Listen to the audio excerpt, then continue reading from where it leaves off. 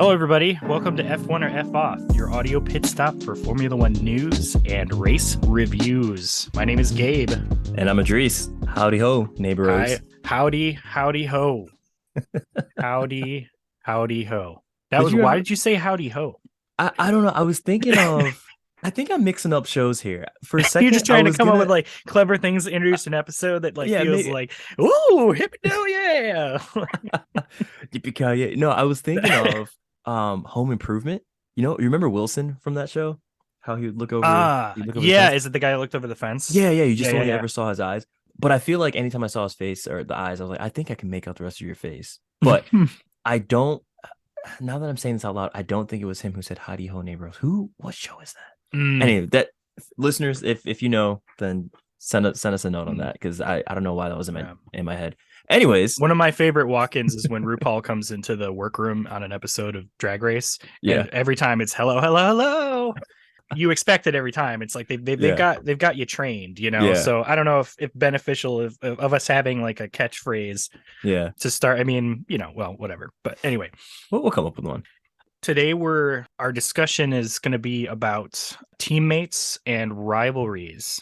As I had said in a previous episode, with most race teams, especially in Formula One, your first rival that you're required to, that you're expected to beat on track is your teammate. That's the first one. Doesn't Yeah, matter what any other team, your teammate's the first guy. And I think I had mentioned to you that when you think about other sports and other sports teams, football, soccer, baseball, your teammates, it's all a collaborative effort, right? You're working together for a shared goal. And in racing, and particularly Formula One, it's a similar sort of thing when it comes to the constructors championships. But what throws a wrench in all that is the fact that there's a drivers championship. And the mm-hmm. drivers championship, there ain't no teams. Like Yeah. you are who you are. Like it's you're fighting. That creates a really interesting dynamic, especially through a season and especially in a race team that's hugely successful that has two Yeah. drivers who are winning races. So I was thinking about that a little bit. I think the only other sport that comes to mind immediately as to having a rival who's your teammate might be like track and field, right? Yeah, I guess. Specifically like running events, right? Because the US, we can field as many sprinters as we want, right? And there might be two or three Americans in the finals, and only one of them's going to win, right? Like, granted, they're Mhm. all happy to be on the podium, but not second place because apparently, I don't know if you've seen the studies, but like silver medal, second place apparently has like they have like the worst mental anxiety of anyone on the Oof. podium, right? Because they Mm. they weren't good enough to be first, right? Yeah. Whereas bronze typically is the happiest, if not more so than, Yeah. if There's like, not I'm being just at the same happy to level be as gold. here. I didn't Yeah, think I they're was just going to like, yo, get I'm this chilling. high. Yeah. Yeah, That's they're kicking back interesting. being cool. Yeah, that's interesting to think about. Yeah.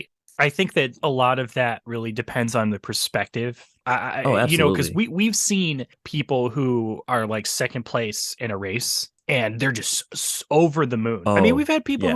who you get a team like Haas who's just bumbling in the bottom for so long, and then they get like a fifth place finish and they're just celebrating like it's a race win. Yeah. And, Or I really honestly, so much of the reason for that is because the constructors' points are so important for the development of the next car big time. next year, but also Big just the time. lifeblood of the team, that those points matter. And it's So, funny, there's like a shift that happens that a minute you get to that extra bit of success, then all of a sudden the stakes are higher and it's like you got to perform more. Haas ran into that. They had a really, really good season. I think what was it, 20 it was right I think before Rich Energy came in. 2018 because Rich Yeah. Energy was 2019. Yeah, Right, they right, right. finished they finished fifth in the constructors championship, which was insane for them Yeah. because And where yeah, they're and it, coming from, they're just a fraction of these other big teams. Like they have right. orders of magnitude fewer employees, right? We're talking Mhm. like maybe Mercedes, Ferrari has like maybe like 400, 500 people working on the team. These guys at Haas, they're working with max like 200, 250. And Yeah. honestly, actually, honestly, Mercedes actually might be even higher than that. I think it's Oh, like well, maybe a there was thousand plus. I was watching Drive to Survive again, watched the first Drive to episode, and survive. there is a moment where Gunther Steiner is talking to Martin Brundle, Hmm. and Martin asks him how many employees the team has, or like how many, they've got going. And I think he says like he said like 250 or something. Yeah, that And sounds about then right. Yeah. Martin Brundle's response is like, well, Mercedes has that many people on holiday leave at any given moment. And it's like, yeah, like so ultimately those Oh things my God. mean a Yeah. lot. And that's why also the failures between the teammates when they're working together, if you're in a low tier team, or I mean, even if you're in a high tier team, if you clash with your teammate, Oh like yeah. if you hit them or crash into them and you both retire both the cars, that is a big no-no. Oh yeah. And there have been several instances of that, which we will get into, of those just, on the bottom end of the scale, but also on the top end of that scale. Yeah. And so ultimately, the drivers' championship, it is the wrench in the gears of a team, and what's funny is that you don't expect it. There are plenty of examples of great teammate chemistry. I mean, like Yeah. Daniel Ricciardo and Lando Norris got along. I mean, Lando Norris and Carlos Sainz, when they were together, had like Yeah. a Yeah. great friendship, Oh man, great teams. that was such an adorable relationship to Oh watch yeah. from the outside, right? It made me so happy. And Yuki Tsunoda because and Gasly, they're like thick as thieves. And that's really nice to see. And I don't really remember seeing anything like that in previous seasons. And I think, like we said before, like you brought up actually, thanks to Liberty Media allowing them to kind of be more social on, social media and be a little more open to the public, we're seeing more of those kind of stronger friendships. And it's really yeah, refreshing. yeah. I mean, frankly, I think this is also kind of it has been helped by just social media's influence in general, right? That all these drivers have Instagram accounts and you can Yeah. see all these things on and off the track. Rivalries are definitely interesting, right? It's because it isn't necessarily like hate your teammate or anything like that, or you hate Mhm. whoever you're going up against. You want to show that you are superior when it comes to skill, that you can beat them, Right. that you had more endurance, you were better at braking late and better at Mhm. picking up speed down the straight and going into Right. the turns and everything and just being more technical. Another really good relationship pairing I thought of right now was just Lewis and Valtteri. I thought, Mhm. I think Yeah. one thing that's really unfortunate about Bottas's tenure at Mercedes is that I think a lot of people looked at him and thought that he was kind of like a yes man driver, like fall in line behind Lewis, all this kind of No. stuff. And I don't think Yeah. that was the case at all. Like No. Valtteri really gave it to Lewis, right? Like Yeah. Valtteri won hella races for Mercedes. It's not like he was I this guy who yeah, just, was there because he's a yes man. No, that guy drove and he succeeded on his own merit. 100%. Yeah, well, I remember being really excited when he was pulled from Sauber to go Yeah. to Mercedes after Rosberg announced his retirement, which was a shock for Oh no. everybody because he literally just won the title in 2016. Yeah. Yeah. And then he was just like, yeah, I'm retiring. He was just like a one and done kind of guy, which I mean, Hmm. fair. I can respect that. You Hmm. want to end your career on a high, like you're Yeah. just, especially after that rivalry between him and Hamilton, Yeah.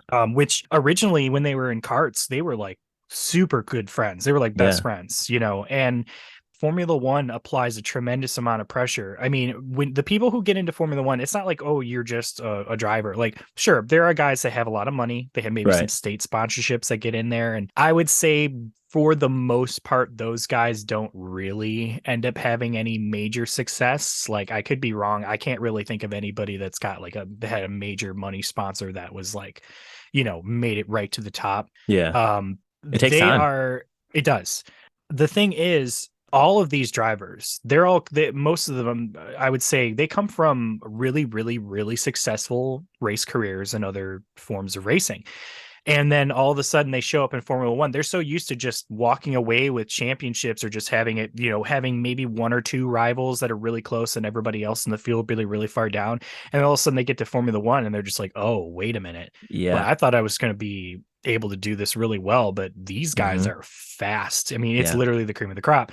And that applies a tremendous amount of pressure. So you're compiling pressure from the sport, you're compiling pressure from whatever team that you're on, and also just generally pressure from your teammate, Yeah. because they want to beat Absolutely. you as much as you want to beat them. And it's, this isn't, a friendship race. You know what I mean? Like, this isn't what you're there for. It's not Like, friendship one, right? no, there The F isn't for friendship. there was a moment in RuPaul's Drag Race where one of the competitors said, "This ain't RuPaul's best friends race." Like, yeah, because they're in an argument backstage. It's like, yeah, no, it's true. You're competing. This is not a friendship. Right, So right, right. yeah, I would say in recent history, the biggest rivalry between teammates would be Hamilton and Rosberg. what do you remember from that watching it? Because I mean, Oh man, there's a lot that I remember. like hot, white hot might be the way to describe Mm, like the heat from that, like the competition between those two. You know, I think back to, I think it was 2014. Do you remember we were at your house mm, and we were watching, I forget which Grand Prix it was. There was an ad that they showed in between. I think it was, we might have been watching like qualifying or one of the free practices, but there was an ad we saw that showed Lewis and Nico kicking around a soccer ball. I'm sorry, football, uh-huh. depending on where you're listening from. Right. And I remember you watching that and scoffing and be like, "Oh my God, this is so ridiculous." And I was like, "Oh, tell me why." And you'd mentioned that, yeah, there have been, apparently there's a lot of tension between the two and the team. So they're trying to show that they're like buddies and like, they're kicking around a soccer ball and they're having fun. Like, oh, all's good at House Mercedes. That Yeah. commercial, I don't think did much to really quell anything, as No, made I mean, evident by all the on yeah. track drama that ensued between the two. But yeah, White Hot is probably the best way I would. Yeah, quick sidebar. Where does white hot come from? Because I like, because I mean, when I'm thinking of fire, I think, okay, you got your red fire and like kind of Yeah, yellow, and then there's like the blue fire, which is like, depending on the kind of gas, right? It's like propane or yeah, not propane, like kind of methane, natural propane. gas is Yeah. like blue. Where does white? I mean, because I don't remember Um, fire being white. Like maybe there's some white that's in it, like right near its apex. Maybe that's where people are talking about. I think it's just that when something is burning, there is like the source of heat can be so bright that it's like it's blinding, right? That it's just Hmm. effectively white. Okay. Yeah, I Okay. think that's yeah. I think you can, if you looked heavy enough into like It's also some just kind of fun to thermodynamics and say, chemistry. Yeah, white it's hot like is that was it's white hot. yeah, white It's like, hot. okay, Yeah. jeez. Okay. Yeah, no. Well, that's the thing. I think teams always try and do their best to quell down Hmm. uh white heat. Especially if it's happening between the teammates because, they want to be perceived as a professional, well put together sort of organization. And that Hamilton Rosberg rivalry was, oof, it was intense. I mean, they were both just every races. I mean, this is right in the middle of Mercedes dominance, right? Yeah, big So time. you had points where they were the two. It was going to be down to Hamilton and Rosberg. Like there just was nobody else that was going to be able to win this championship because they were just so dominant, and it was just Yeah. who's going to win who. And Right. what's funny is there's a lot of politics that gets pulled into teammate rivalries. And if there's anything that I could say about Mercedes, and this is why I think that when we talked about with Valtteri, I don't think that it was a sense of like he was sort of the yes man. Mercedes does a good job of letting their drivers compete, but also Yep. not really playing favorites. Even though the drivers might act like they do, Hmm. Mercedes really does not do that. I would say I'd be willing to argue that Red Bull has more of a history of sort of playing favorites as far as drivers goes. Hmm. I do not remember Mercedes ever having a thing where it's like, oh, well, Hamilton's getting all the good parts off the car, and like Oh Rosberg is getting the yeah. B spec. Like, I don't Yikes. really. I'm pretty sure they were competing with pretty much like I would say within reason, Fair equipment. relatively Yeah. even cars, with whatever setup's going to fit them. And I think also that's why their rivalry got so close because it Yeah. was literally down to who was the better driver, not who had the better car. So Um, before we continue on that point, I think it's yeah, really important. Just a quick sidebar. Gabe saying that they were using the same equipment. It is, I know it sounds ridiculous, but this has happened and it happens, right? yeah. We're Literally, talking it's like the happened in older race. eras. Yeah, we're talking about older eras of F1 that this is really common where literally, number one driver, he's getting all the like the new updated parts, all the new spec parts, the parts that aren't busted. And then number two drivers using like a backup car with like, oh yeah, we tried this and just Mhm. just get out there and just bring it home, buddy. And like, Yeah. get a slap on the butt, kind of There's an deal. instance where I Wild. think it was Vettel and Weber where literally Yes. mid race they Yes. took a front wing off of Vettel's car and put it on Weber's or something like that. Like there was like a new Yeah. wing they were testing out and they just swapped them. Was that the map 2-1 thing Oh, the incident? multi 21. The multi 21? No, that Or was a was that a different different race? instant. Yeah, that was a different race. But yeah, like there are, obviously, like we said, the teams will have a car that's technically a prototype, so they're always changing parts, they're always trying new things. Hmm. And if a part works really, really well, and it like increases the lap time by tenth of a second or Which something is like that, major, which is big. huge. Sometimes the politics come into play. and the Yeah. person who is more viable for the world championship will get that part instead of Yeah. the second, and that's sort of what we mean when we talk about these teammates sort of Yeah. having these rivalries and like these sort of white hot moments, like it's just it gets really wild, and the politics can get really intense in this Yeah. sport. Let me ask you here, because we kind of started off Hamilton Rosberg. Yeah. What do you think was kind of like the mega flashpoint of that specific rivalry, right? I'm sure that there is a moment where it officially tipped over, but I think the seeds were sown the minute that Hamilton came to Mercedes, because Mm, Nico Rosberg had been in that team with alongside Michael Schumacher hmm. throughout Mercedes sort of their birth, Rebirth. yeah, and that like their rebirth, and they're kind of coming through. And Michael Schumacher, obviously 7 times world champion, incredible driver, but he wasn't like a young gun, like he wasn't Hmm. it wasn't the peak of his career. I definitely think that he was definitely more than capable of winning races, and Hmm. I was really, really, really stoked anytime Michael Schumacher got anywhere near the podium. Hmm. During that era, I was super excited. But Rosberg had been there for a really long time. And so when Hamilton came in, I think that suddenly you get this guy, there's a lot of excitement behind this new driver. And I think that it sort of started this kind of thing where Rosberg, he sort of took a back seat as far as the attention goes, is I think Hmm. all eyes were on Hamilton because everyone thought he Sure. was crazy for doing it. But then Yeah. the minute he comes into that team, they really start getting successful. I would say if I were to pick a specific point, I think it was after Hamilton won that first championship with Mercedes. I think it was like Yeah. Rosberg maybe Rosberg had a moment where he realized, wow, we have a championship winning car. Now it's my turn. You Right. know what I mean? I waited this long to get here, and I'm going to fight for it. Yep. Yep. But like I said, there may have been a more specific points, but I do feel like with Rosberg, I think it was a bit of a slow buildup Yeah. because they were close teammates, and I think right off the bat, I think they had a lot of chemistry. They were friends, but F1's a pressure cooker, Yeah. and it will spoil those moments. So it really got intense, and you could just feel it. I mean, you could the tension was there. And there were moments, like I had mentioned previously when we were talking about Monaco. There was an incident where Nico Rosberg was, accused of holding up Hamilton in Right. order to prevent him from getting a hot lap to get on pole for Yeah. the race. It was 2015 Um, or so, I think, right? Right yeah, before, because he yeah. didn't win that season, if I remember correctly. No, he won six. Yeah, he won 16. Yeah. But yeah, and that's an interesting thing about this discussion that we could get into as well. Like if we're talking about teammates having sort of tumultuous relationships and sort of the teams going at that, I feel like there are two aspects to this. There are drivers who do things to try and sabotage their teammates, and then you also have moments where the team is showing favoritism. Yeah. And we all want to hope that they're just going to duke it out on the track and who the fastest driver wins, but there's always that risk that the drivers are going to make a mistake and hit each other and take Hmm. each other out of the race, and then that's bad for the constructors because then all of a sudden their cars are destroyed, which they have to rebuild, and they don't get any points for the race. Yeah. And that is not good for Absolutely. anybody. And so that's why you get these weird situations like with Vettel and Weber, where Mark This is Red Webber Bull we're talking was, about now. yeah, we're switched over to Red Bull. Mark Webber and Sebastian Vettel were both on Red Bull. Weber was ahead. He was ahead in the race. He was in first place.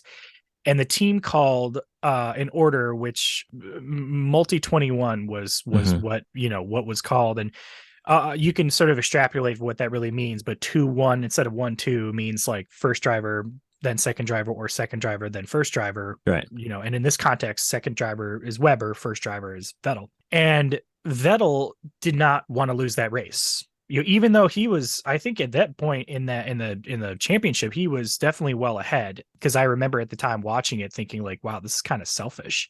Yeah. But he kept trying to pass Weber, and he did, and they almost touched multiple times. And at the end, when they're in the cool down room, Mark Webber just like looks at Vettel, shaking his head. He's like, multi 21, Seb. Like the team told you to hold position and to let me win, and you did not obey orders. Yeah.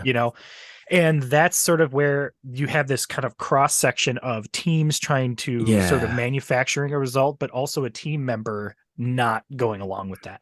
So I actually wanted to talk about that real quick. I think Yeah, it's like this is something I've always found really fascinating about the sport, right? That you can have team orders and you have two very competitive drivers, right? Like these two drivers are in the top 20 in the world, or however many cars or however many drivers are in the grid for that season. So not only are you dealing with the competition between yourselves, right? Like Gabe said earlier, you have to fight the team, right? Because they want to it's kind of manufactured, right? And it can I'm trying be. to put myself, yeah, and I'm thinking I'm trying to put myself in the shoes of Sebastian in that specific instance, right? Hmm. I don't want to lose, right? Right. Like Especially if you think you're faster. I know I'm faster, right? Sometimes the question I always have is I get they don't want to obey team orders, but they want to beat this guy, right? Like that competitive spark that's inside of all these drivers doesn't just go away. You know what I mean? Unless there's like something massively wrong with the car, like, oh yeah, I've got a puncture, I have to nurse it home, that kind of thing. But like Right. if I'm driving against you, Gabe, and we're go-karting, right? Hmm. And someone's like, Idris, hold back, hold back. I don't know. I can get Gabe on this next turn. You know what I mean? No, you're So not going to I get me. definitely, yeah. Oh, No. okay, It ain't okay. going to happen.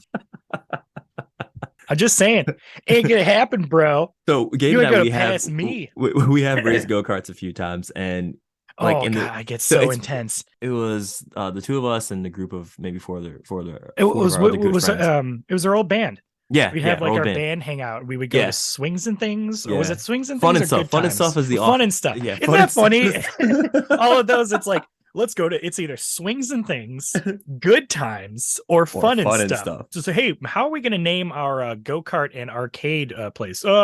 Well, let me Uh, think. How it's about fun. fun times for all? No, it's too long. How about swings and things and pizza and soda? It's too specific. How Oh about good man. times? Oh, it's simple. Yeah, We I remember that like even to this yeah. day. And so it was really funny because we all like launched from the grid, counted down and everything. And the two of us just like creamed everyone else. And then it's like between the two of us at the front, like going back and forth. And I think I remember you beating me. I Well, see, here's the thing. I remember having a rivalry with like a 10-year-old kid because I mean, I'm a hefty guy. Okay, I'm husky. And those go-karts, we want to talk about some Formula One stuff. Oh There's a man. reason, a part of the reason why these drivers are as fit as they are, not only so they can handle the G-forces and all that, but like, weight has a really specific performance benefit in a car. Yeah. And so when you're well over 200 pounds and you're in one of these little gas powered, lawnmower go-karts at a swings and things, Like a a two-stroke engine. 10-year-old kid who's like weighs less than 100 pounds, he's going to beat me because I'm weighing the car down, even though I have better driving technique. And that's exactly what happened. This kid, he kept ramming into me and he kept like cutting me off and like pushing me into the wall. Oh, those parents were lucky that those lawnmower engines were loud because I was the amount of obscenities I was shouting at this little kid. He couldn't hear it. Nobody could, but Oh it was only man. me. But I was screaming. I got so competitive.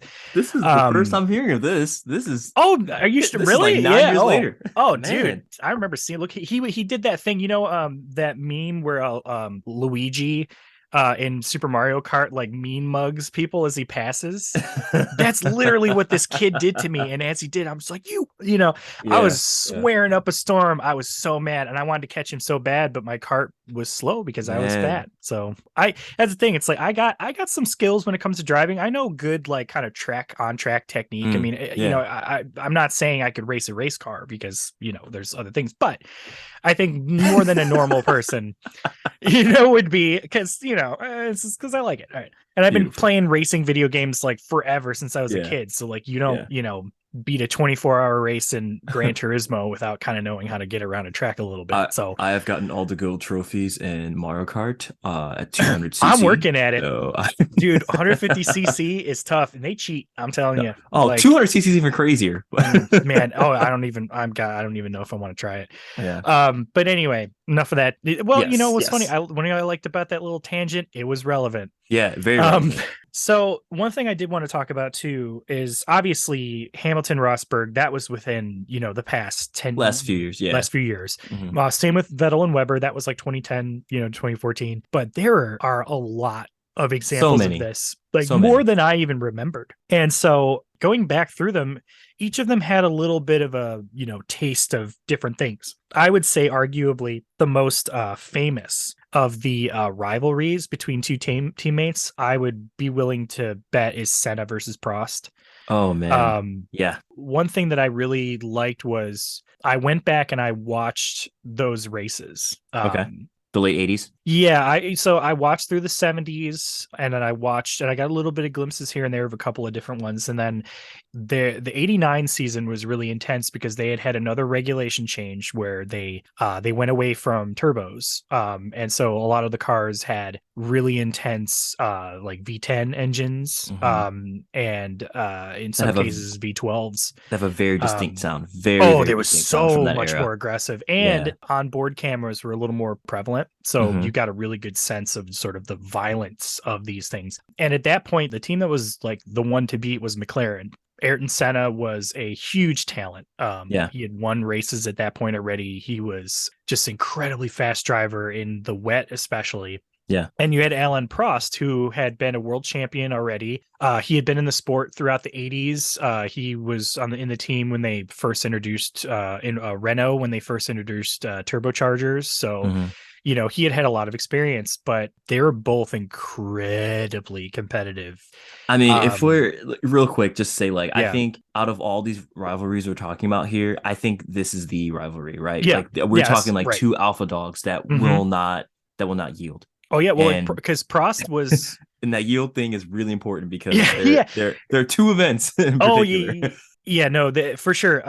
The big thing that was really the kind of the seed for this is the fact that Prost basically thought that he was, number one in the team. He really knew how to play the politics of the game. He was really Yes. close friends with the FIA head of leadership at the FIA time. leadership at the Yeah. time, and so he thought he had McLaren mostly in his pocket. And they called him the professor because he would do whatever he needed to be on top in points.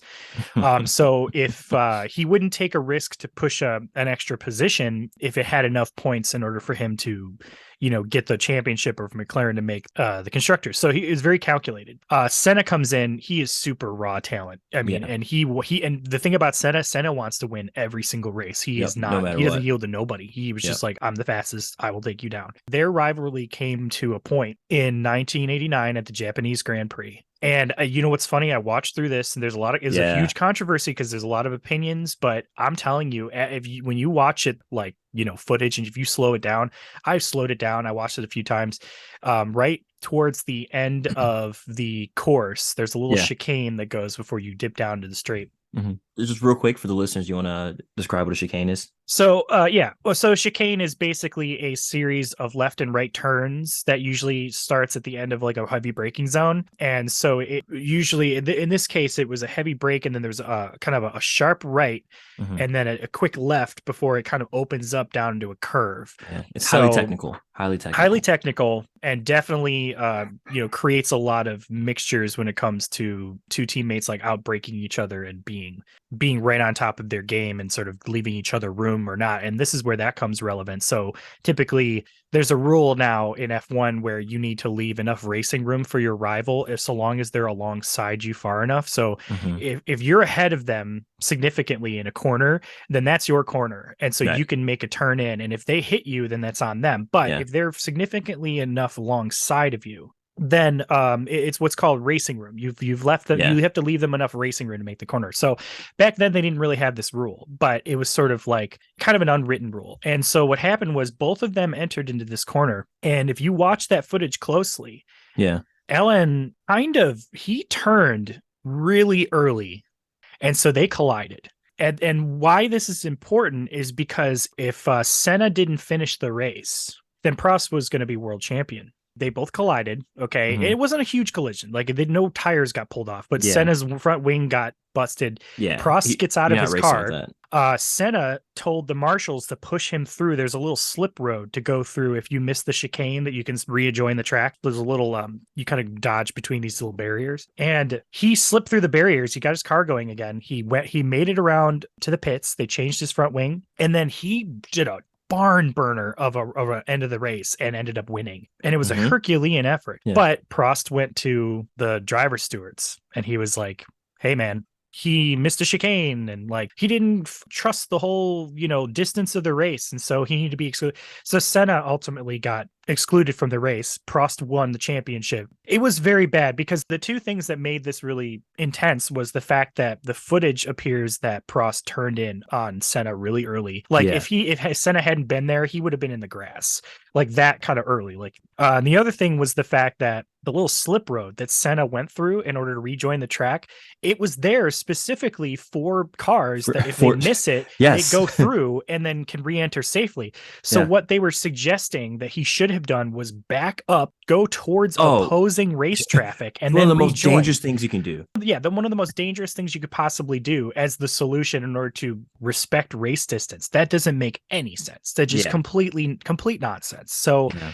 watching that was really intense. It was really bad for Ayrton Senna. And Prost ended up leaving McLaren that year. He went to Ferrari the next year. And what was amazing with the 90s season is that when they get back to Japan in the 90s season, the roles were reversed. Suddenly, if Prost didn't finish, then Senna was going to win the championship. So what happened was the first turn in Japan, Prost came for the first thing that happened is that Senna had gotten pole, but he was put on what was called the dirty side of the track, which means the side of the track that the cars don't run on as much. So it's a lot grittier. It's Right. got a lot more dust on it. So the tires don't grip as much. And he was Yeah. mad. Won't get good So traction. when they took off for the start, Prost had a really, really good lead.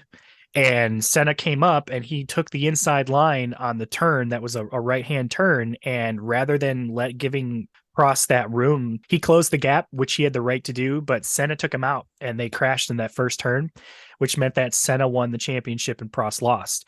And he said years later, I mean, he at the time he didn't admit it, but years later he admitted like, yeah, no, I deliberately did not yield that position because I was prepared to take Prost out in order to win that championship because I got cheated last year.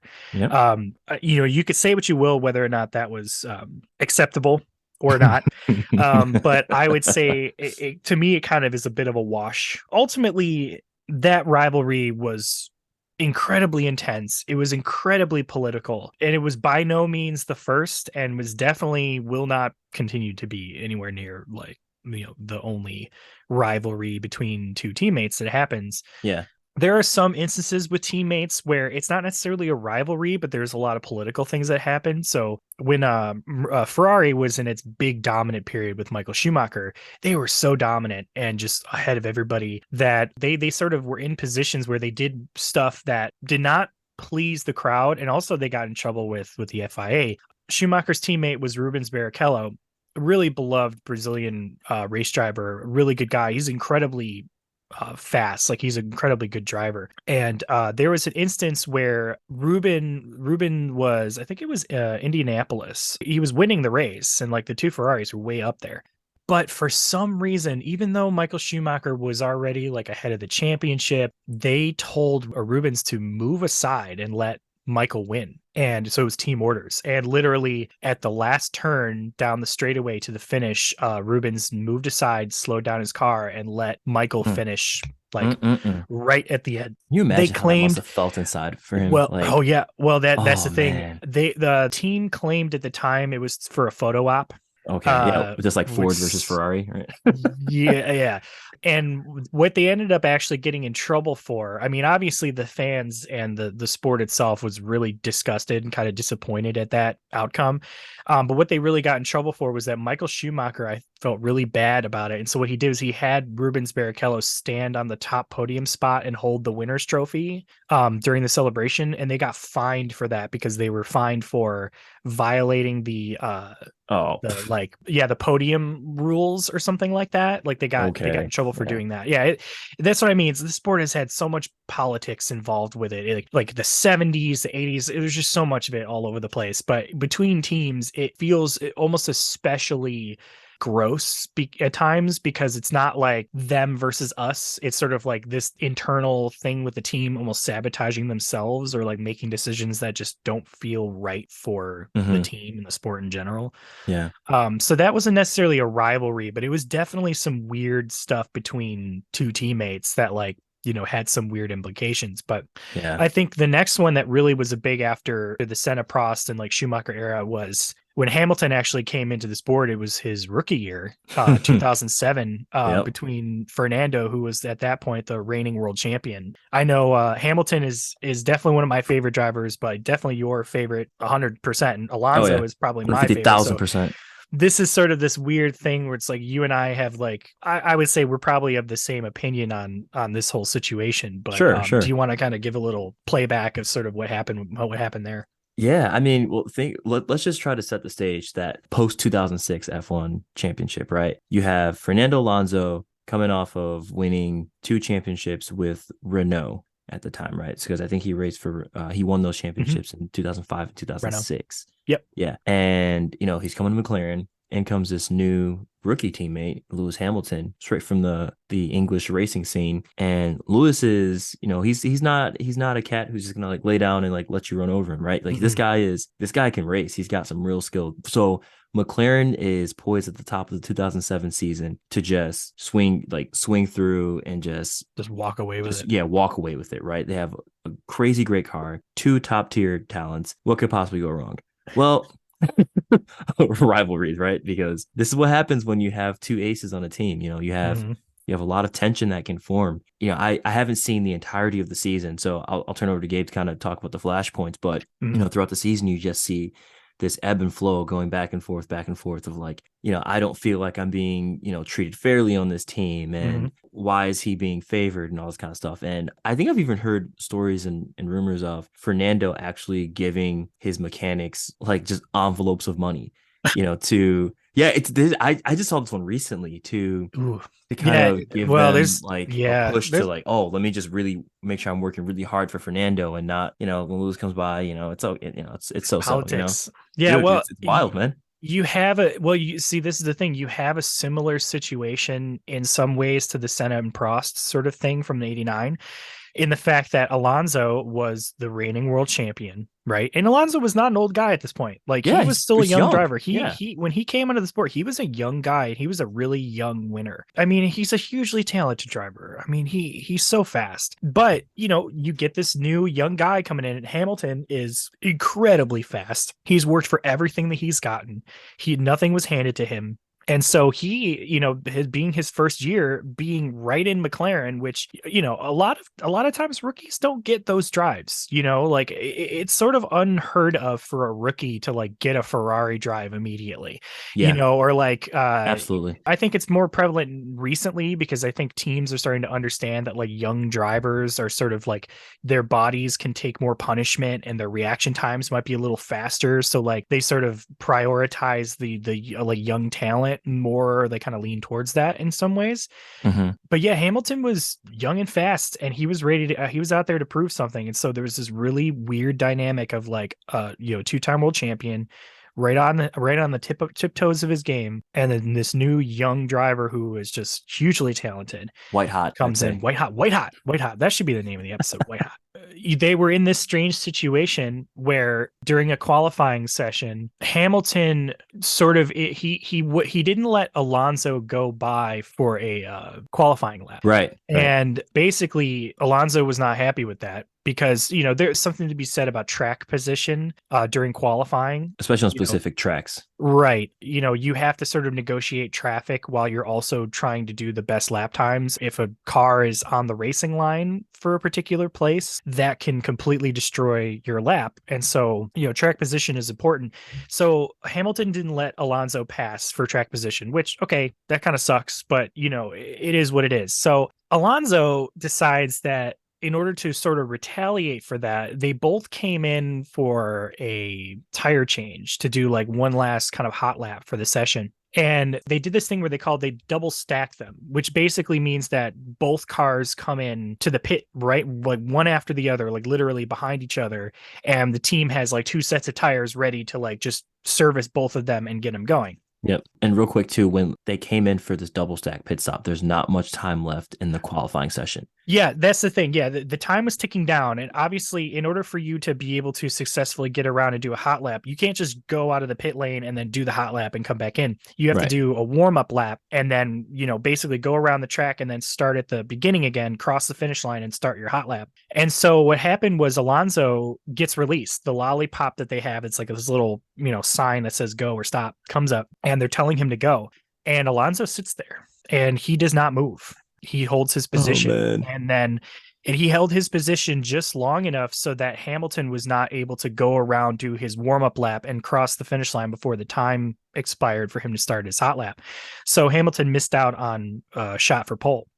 Yep. And Alonso's excuse at the time was saying that they had a timing system for releasing the cars out of the pit lane in order to like be out of traffic, and like the timing was bad, and unfortunately it affected Lewis. But the FIA kind of called BS on that, and they basically stripped him of the pole position for that race. Yep. It was sort of a consequence of that, and that's just once again another instance of teammates doing these sort of political, not even political, but like dirty sort of tricks. I mean, he didn't drive into Hamilton deliberately or anything like that. He played kind of a cheeky game, right, in order to, deny Hamilton a pole. And I think what's really funny too about, not funny, it's like this, like the fact of the matter is that the contention that they had during that 2007 season was just so epic that it resulted in neither of them winning, right? 2007, Kimi Räikkönen, who was racing for Ferrari at the time, swung in, swooped in it because McLaren just couldn't figure out how to make that chemistry work. And right.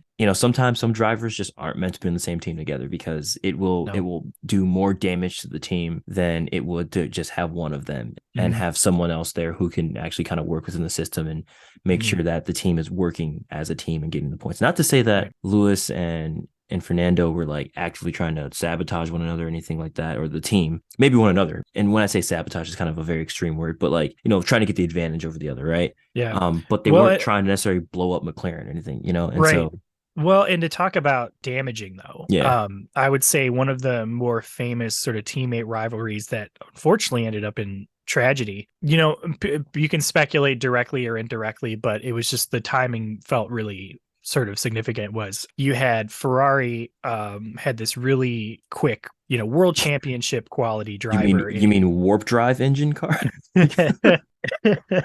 Yeah, no, they start putting those engines that, like, that was that new Dodge Charger that's all electric, and they make like a fake engine for it to rev. And if it was in like a sci-fi context and it was like a cybernetic cat that had like a growl, then it would be cool. But the fact that it's in like an electric car, it's like, I don't know what the point is for this. Like, just let it just be a fast electric car. But anyway, so Ferrari had two drivers. They had Gilles Villeneuve and Didier Pironi. They had a really bad start to the season. They were really not that competitive, but they were at Imola, which is an Italian race, and so they were hometown heroes or home race heroes, and they found themselves in 1-2 position. They're really high up in that, and Villeneuve was leading, and Pironi was behind. And the Ferrari pit crews, before they had radios, they just had these little signs they put little letters on. They would stick them out in the pit straight to send messages to drivers. And so they put the sign out, and the sign out just had one word on it amongst a couple of other notes, but it said slow. And Villeneuve, he sort of interpreted that as hold position. Like, he was first place, Pironi was second, slow down, don't push the cars too much, just bring him home, because they were really close to the end of the race. Pironi did not read into that interpretation that way. And what ended up happening was that he sort of aggressively passed Villeneuve for the win. And Villeneuve was really mad. He felt kind of betrayed. And his relationship with Pironi was completely, there's photos of him on the podium, just completely, his body language, on his face, it was just, he was livid. Yeah, he was hot. And unfortunately, the next race weekend at Belgium, during a practice session, he died tragically in a car crash, which a lot of people sort of, they kind of say that the only reason why that really happened was he was not in a good mindset after that, and it sort of affected his driving. But anyway. Yeah. I mean, understandably, right? I mean, imagine you do that, and to lose the race, or to lose the win in a fashion like that, in front of your hometown, effectively, or home country, right? For Ferrari. And yeah, that would be upsetting, right? I think, unfortunately, I think you kind of alluded to this. Both drivers ended up passing away over the course of that. Was it the next year or two? It was a couple of races later. He basically had a major career-ending accident that basically crippled him, so that he couldn't race anymore. And that's sort of the thing. It's like, that's why that sort of rivalry ended kind of tragically, was that one of them died, and then one of them basically had an injury that prevented him from ever driving ever again. Yeah. And like you can't really you can't blame that on the rivalry, it's not what we're saying for sure, Hmm. but at that time a lot of drivers were dying just because the safety was really really bad. Yeah. I would be willing to bet that I think mentally, mentality sort of can affect a driver, especially if you feel responsible for the death of another. That might be on your mind and might affect how you drive. But Hmm. yeah, it was pretty tragic. So the other sort of thing that we can talk about it, and as far as two rivals kind of butting heads, but also in a sense of their butting heads not necessarily affecting them, but also affecting other drivers, or to the benefit, almost like with Kimi kind of sweeping in and taking the 2007 championship. Hmm. There was also an incident in the 80s between Nelson Piquet and Nigel Mansell, where they used to do a thing where they don't do this anymore because the cost cap and the just the excesses of spending have sort of prevented it. But they used to have a thing where they'd have a spare car. So if for some reason the beginning of a race had some big crash or incident and they had to stop the race, or there was a huge intervention, they would have a spare car that another driver could potentially hop into and continue the race, so that they weren't completely out of contention. Which, if it were easier, if it were cheaper, or there was just more money and like it wasn't as sort of costly and excessive to do, I feel like it would be nice, not to see a Hmm. driver completely not race a race just because of a simple mistake and they got caught in the gravel trap or whatever. Yeah. But in this instance, Nelson Piquet and Mansell, they were both driving for Williams at the time. And Williams was really starting to get some really good success that was sustained. They started with Alan Jones in the early part of the 80s. And at this point, they had Nelson Piquet, who was a world champion, Nigel Mansell, who was not yet a world champion, but he was a really emerged talent. And Nelson Piquet sort of had that same position where he's like, look, I'm the head honcho around here, so what I say goes. And he had specifically made sure that the spare car was set up for him for his driving. And when we say setup, we don't even mean just driver preference, like as far as how it handles, but literally physically. Like if somebody's taller than another guy, then the foot pedals are going to be further away.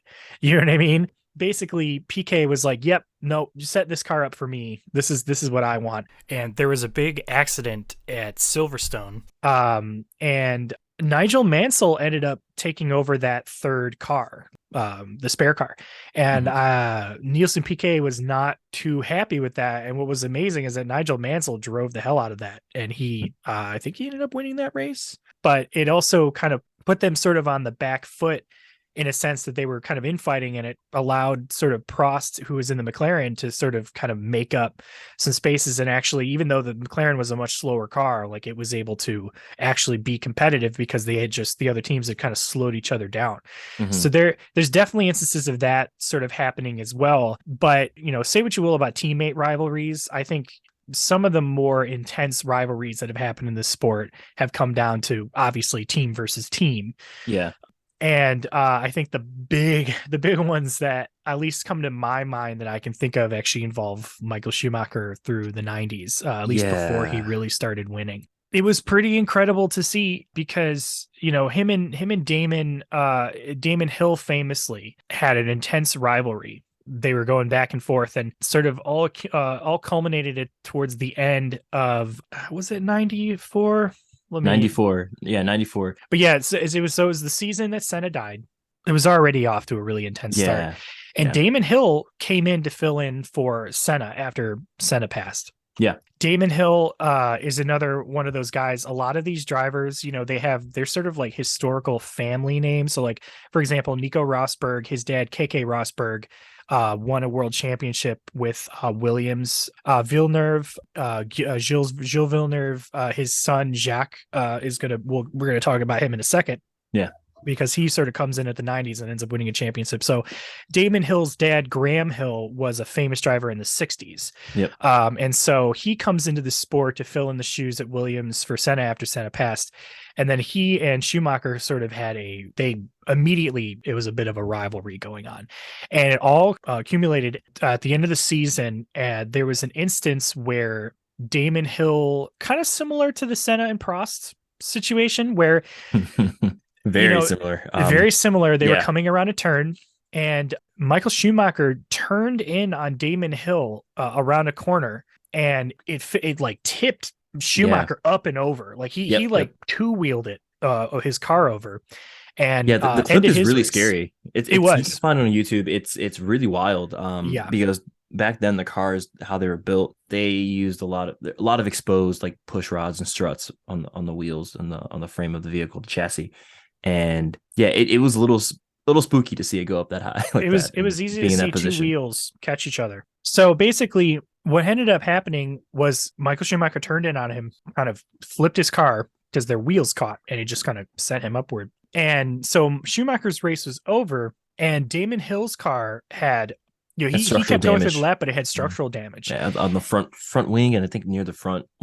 It was one side of the tire assembly in the front. Right. It was race ending. And so basically that was a championship decider where Schumacher won that championship, even though, they both crashed out. And it was really controversial at the time because it was pretty clear that Michael turned in on Damon because it was once again, and this was a circuit that had a really intense walls. There's no runoff areas. So it felt very clear and blatant of what happened. And if you watch the Schumacher documentary, he, kind of talks about they sort of, the way they explain it is they say that he sort of had tunnel vision. Like he didn't think he did anything wrong. Like he didn't think that he actually did that move until he saw the footage later and was like, oh man, what did I do? You say what you will, whether or not that's the case. A lot of people think that he very much knew what he did, which case in point, a couple of years later in 1997, he was in a Ferrari.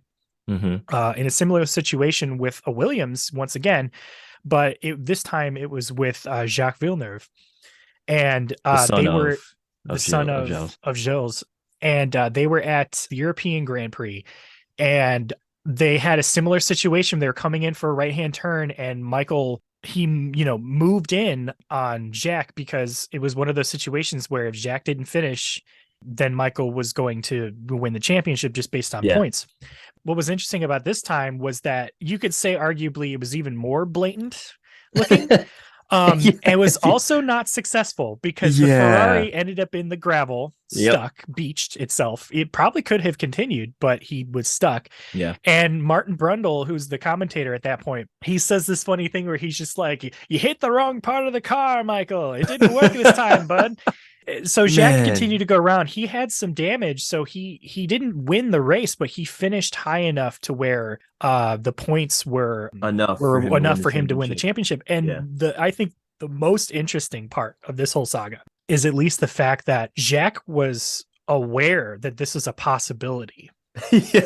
Like, it's a really good interview of him sitting down and talking about this. He's like, I knew it was going to happen. Yeah, and the fact that it took so long to actually happen was surprising. Actually, like, whoa. That's just so intense. Like the fact that they were thinking, too. Like factoring that in, it's so crazy to me. But, he'd done it once. And so they were just like, well, he had done it again. And the other thing, too, is like, you want to talk about how close these guys, that race specifically was incredible because the top three during qualifying, they all clocked in literally down to same thousands of a second, tens, hundreds, thousands. Yeah, it'd be thousands. The same exact pole time. Same time. They did the exact same time lap. And the only reason why Jacques got pole is because he was the one that did it first. So they just went off of that magic. Which, first, fair. You last, right? I mean, as the famous Ricky Bobby. I'll talk about rivalries. Ricky Bobby and her teammates, shake and bake, Ricky Bobby and Kyle Naughton Jr. So that was a really intense thing. And that was an instance where I would chalk it down to drivers being kind of cheeky because the team definitely didn't tell them to run each other off the road. You know what I mean? Like that was definitely not a thing. But I think that was the last time I can really think of I really say that I've seen an instance where a driver has so blatantly, deliberately tried to sabotage a situation in the race. And, I think later on, Michael regretted doing that. Like, I think Yeah. he had a lot of intense feelings. It was sort of a sensitive subject. And like we said earlier, like this sport is an intense pressure cooker. So, Yeah. it will make these guys do things that they don't really even think about in the moment. They're just do that just Right. react. I think anytime anybody's ever played a racing video game and you're just like, I'm gonna push this guy into a tree, like Yep. imagine that, except you're in charge of like a multi-million-dollar piece of equipment, like, and your entire reputation and livelihood depends on the outcome of this race. Like it's intense. Yep. I think after that,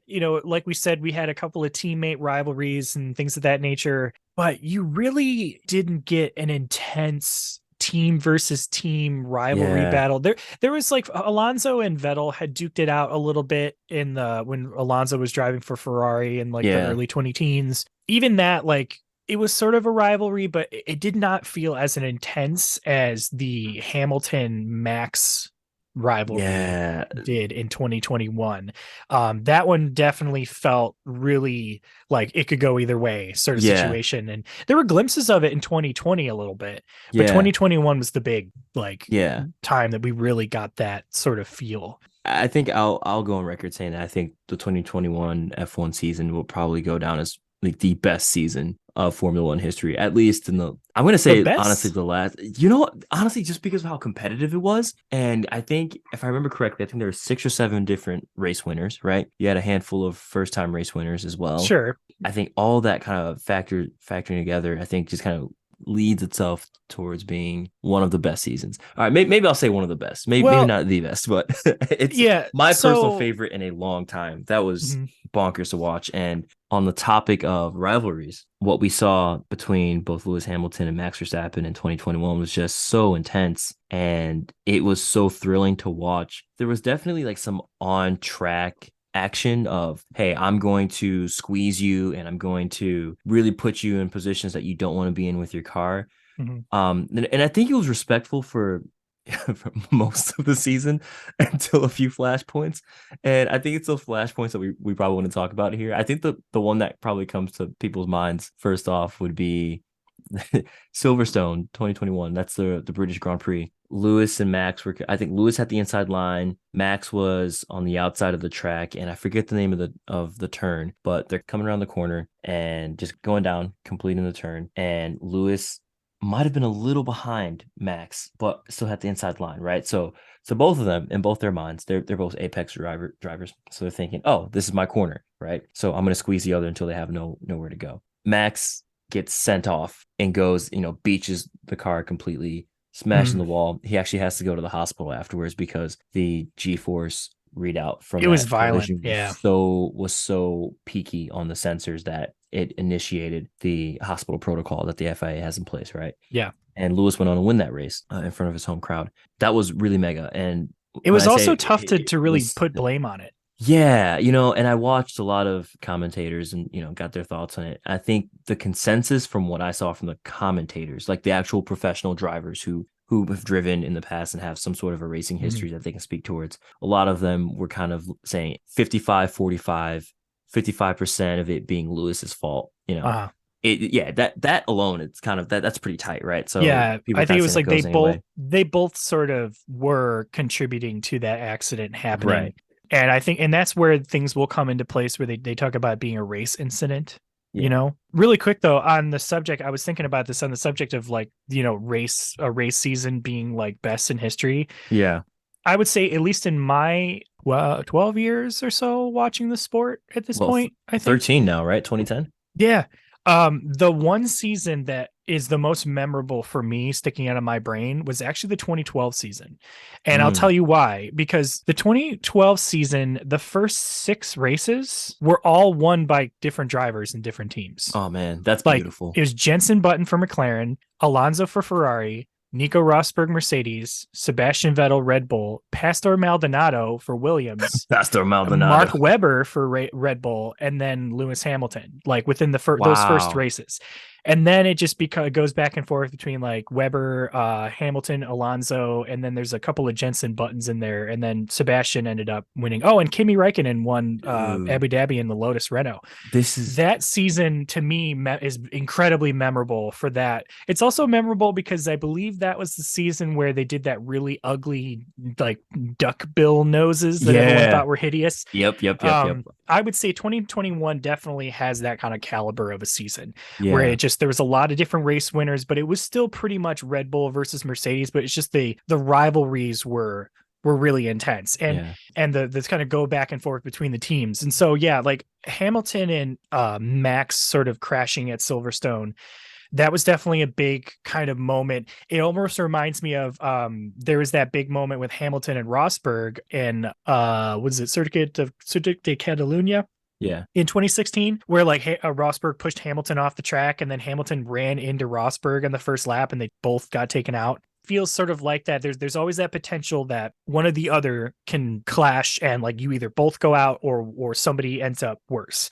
Hmm. There's always that risk, and it's such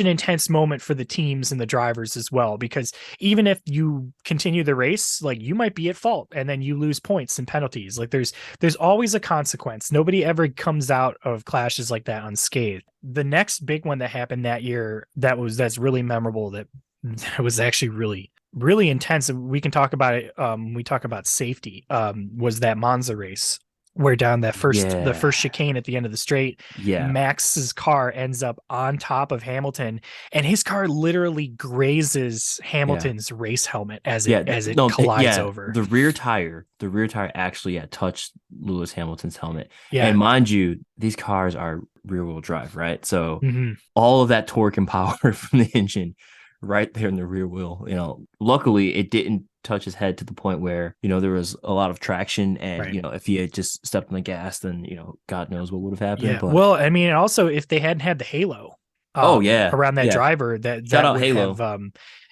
so that halo, they have that, it's a ring that goes, over the cockpit. They used to be all open cockpit cars, but then we talk about reverberating effects of things happening in the sport. Hmm. When Jules Bianchi died, they did two things. They did the safety car, and then they did the halo. And the halo is a ring that goes around the drivers. IndyCar ended up doing a cockpit sort of thing, Like a windshield. like a windshield. Yeah. But it was all just to protect the driver. And so, yeah, like Max basically, I remember at the time, I think Max kind of did a quick check. Like, I think he got out and he was just like, "Oh, you okay, man? Cool." I I don't know that remember, that they were definitely the relationship between those two at the time was super testy. So I don't even know if it was really a thing of like I think he checked because that is the basic human decent thing to do, right? To be like, yeah, oh, he's alive. All right. yeah. But he was pissed, right?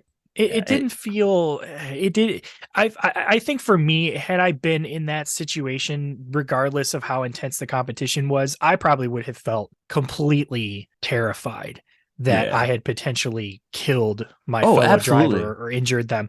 I remember seeing that and thinking like, oh, like Max should maybe be a little more kind of Hmm. sorry about that happening. But I think he was trying to blame Hamilton for what happened, and Yeah. that's just where the rivalries can start to get maybe a little bit uglier than they should be. And then Idris, do you want to kind of walk us through sort of how that season ended, as far as like, Oh because boy. when we talk Yeah. about F1 politics, like Yeah. we mentioned it a little bit, but we can kind of specifically go into what happened really quick, and sort Yeah. of And what Gabe is alluding to here is the Abu Dhabi 2021 Grand Prix, the season finale. finale. Yep. And it was a showstopper for sure, and a heart stopper for some, and a a bolt to the heart for others. So Mhm. pretty much going into the last race of the season, you have Lewis Hamilton, who has just been on this incredible streak of wins. We're talking like, I think the race right before was Interlagos, so Brazil, right? So one at Brazil. I Yeah, he forget had the won race the that was past three. He won the Brazil, Qatar, was it Saudi three? Arabia. Was it Yep. three or four? Okay, Yeah, I'm so looking at it right now. he won the last three races, right? So Mhm. going into Abu Dhabi, if Lewis wins, he wins the championship. If Max wins, he wins the championship. At this point, it was a matter of whoever finished in front of the other would win the championship. Yep. They were that close in points. I think it was like 3 or 4 points. And for the majority of the race, Lewis was handling his business. He was making all the right moves, all that kind of stuff. The Mercedes Well, team was pretty good about pitting Mhm. pitting him at the right time to get him on good tires for strategy. Mm. The one mishap, though, that happened right at the start, Max and Lewis, they touched as they had several times throughout that season. And what ended up happening was Lewis was forced wide onto the gravel, or not the gravel. It's I don't even know what they call that portion of the It's track, like a but it's runoff area. yeah, the runoff. Yeah, that's a good way Yeah. to put it. Yeah, the runoff area. And so he rejoins the track. A lot of people, specifically on Red Bull, were saying, "Hey, that's an illegal way to rejoin the track." That he went to the runoff area and he maintained his advantage, right? Yeah. Or gained an advantage. I'm sorry. So there was a lot of, I guess, kerfuffle about that. You were gonna say something, Gabe? Oh yeah, I was gonna say that when you don't have a gravel trap, gravel traps obviously slow the cars down. The runoff areas, they'll put these like kind of like abrasive surfaces to slow the cars down. Yeah. But there's a potential if you run off that area, you rejoin the track after not making the turn. A lot of times Yep. they'll tell you to yield position, yield the time that you had gained, and like close up back onto your rival from behind you. Mm-hmm. To sort of compensate for that. Sometimes they don't do that.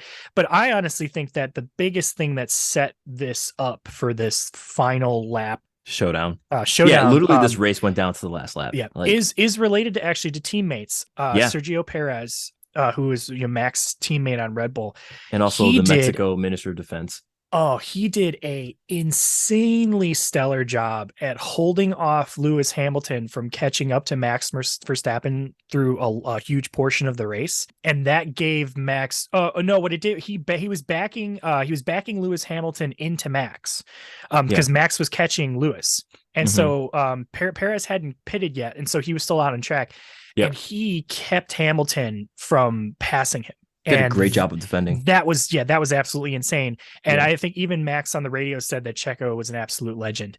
Yeah. And so basically he backed up Hamilton enough to where Max could catch up, and then there was Latifi crashed and they had a safety car intervention. Now, a safety car will obviously parades the cars around the lap at a slower pace to allow the crews to clear out debris, clean up the track and do things without having to completely stop the cars, because you can't, if you stop an F1 car, you can't really just get it going again. You have to sort of, They have start procedures. They have start procedures. So early on in the beginning of a race is one thing, but like at this point, they were just keeping the cars going, keeping them on track. They're saving fuel, they're saving tires, so it kind of neutralized the race. And another thing that will happen is that a lot of times the rivals, if they're, or the top teams, if they're fast enough, they will lap other teams on track. And so when the safety car picks up the leader, the pack behind them will close up, but a lot of them will be kind of mismatched in position because they've been lapped by previous cars. So what they'll do is they will allow the drivers behind to repass to pass the safety car and kind of reorient themselves behind the pack and like kind of reassume their positions. And the rule is it's usually all of the drivers. Yeah, usually it's all the drivers. So what happened was they were literally on the last 2 laps under the safety car. And if the race had finished under his safety car, then Hamilton would have won because Hamilton was in first place and Max was in second. So what happened was they were 2 laps, I think, left, or like basically 1 lap left. It was about, and they said, I think it was actually like 4 or 5, but then the safety car was going on for so long.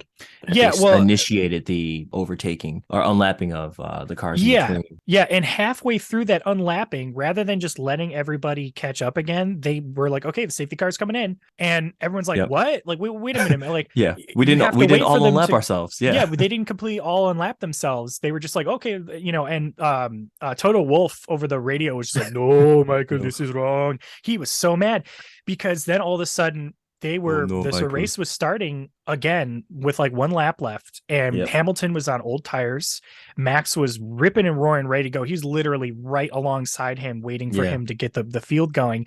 And then Max ended up passing at one of the key kind of sort of overtake points. Hamilton tried to fight back, but on old tires, what can you do? Yeah, he wasn't successful, and Max ended up winning the title just from that situation. So literally on the last lap. So the controversy was over the decision about the safety car being pulled out and letting them win, like kind of compete under 1 lap, which I think arguably is good for the sport generally. As for the fan goes, I think if it had finished under a safety car, it would have been a little anticlimactic. But at the same time, I don't know. I push back to that though, man. Like the thing is, I watch a lot of sports, not just Formula One, right? Mm-hmm. I think what is so annoying is when you watch sports, any kind of sporting event, and they're not following the rules, right? When there is a lack of equality when the rules are being applied, right? Like when one team is being heavily favored for fouls, that kind of thing. Like it's not fair. You're not seeing people win on merit, you know? So Yeah, that is extremely frustrating, you know? I think people want to see a fair competition. They don't want to see right. anything that is influenced by things for the ratings, you know? Yeah, Um, it's true. I'm definitely not. I definitely don't want to suggest that races be manufactured in order to create sure, drama. sure, I sure, sure, think sure. that's definitely wrong. I think the drama happens regardless. But Because they would have done that same thing. They would have finished that same procedure if it were another race, you know? yeah, I think it's ultimately that's the sort of thing is just it's like what is good for the sport, what is good for the viewership, but also what is fair. And that's where I Exactly. think like when we ultimately to kind of put a big ribbon on top of this rivalry discussion, I think that sort of I can give my opinion on this, and I think maybe Idris, you could probably give you yours to see what you think, what you would say ultimately. But I believe that teams should allow their drivers to race. $100%. And Yeah. like I think that rivals should be able to duke it out. And I think that when it comes to like team orders, if it has constructor implications, then I would say yes. Like team orders can in some contexts help the team because that's what they're trying to do. However, I think that when it comes to the drivers championships, I don't think the team should get involved. I think that what they need to do is just make sure that there is a very bold line drawn in the sand that Mm-hmm. says you guys can race and you can compete, but if you guys crash the cars, if you get reckless and affect the teams like the vehicles, We're gonna reins then y'all in. there's going to be some repercussions. Yeah, absolutely. And And they're there going to need put to their be foot down. repercussions. Yeah. I think that's how it should be done. Just to, okay, that to me seems fair. So like, what would you say? Yeah, absolutely. Yeah. I mean, I'm with you there 100%. I don't think you said anything that I disagree with. I mean, I think a really good way to start the season out, but if you're any team, you have your two drivers, even if they're both aces, you guys just race out on track, you know. And if driver one starts winning a series of races and, you know, they're on track to win the championship, at that point as a team you have to say, look, you know, we're going to start giving them more favorable strategies because this person has a chance of winning the drivers championship, which increases their chances of winning the constructors championship, you know. So it's just kind of real talk. Just let them Real duke it talk. on track until it gets to a certain point in the season, and then I think it's fair for the team to step in and say, look, we got to think about the team now at this Mhm. point, you know. So Let yeah, them eat I'm with cake, you. baby. Yeah.